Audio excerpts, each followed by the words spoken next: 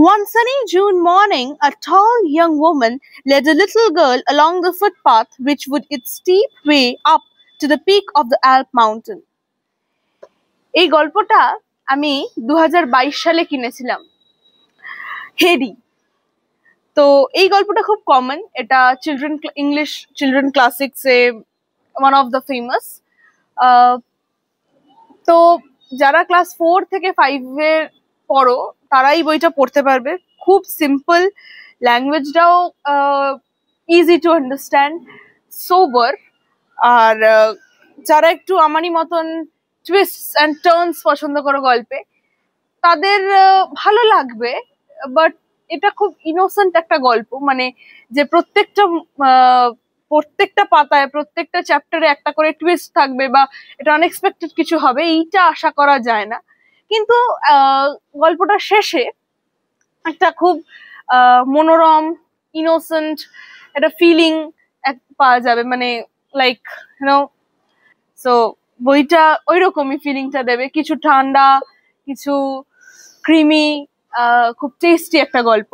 যারা family stories পছন্দ করো, যারা খুব একটা গল্পে টুইস্ট টার্ন পছন্দ করো না, একটু ধীরে ধীরে একটু মানে অতটা অ্যাকশন নেই সেরকম গল্প পছন্দ করো, তো আমি অবশ্যই রেকমেন্ড করব। তো গল্পটা সম্বন্ধে বলার কিছু নেই, কারণ এটা প্রথমত খুব ফেমাস একটা বই।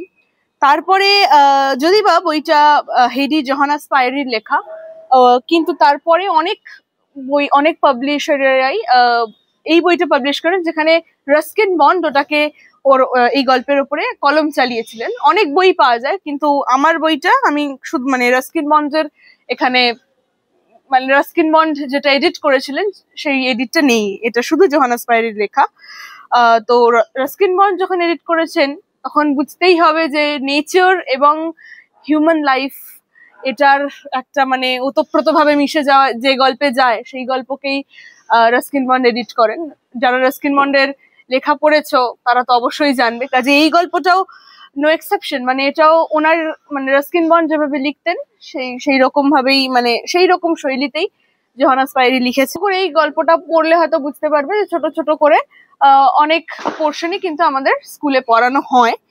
তো এটা আমি অবশ্যই সাজেস্ট করব, খুব সোবার একটা গল্প।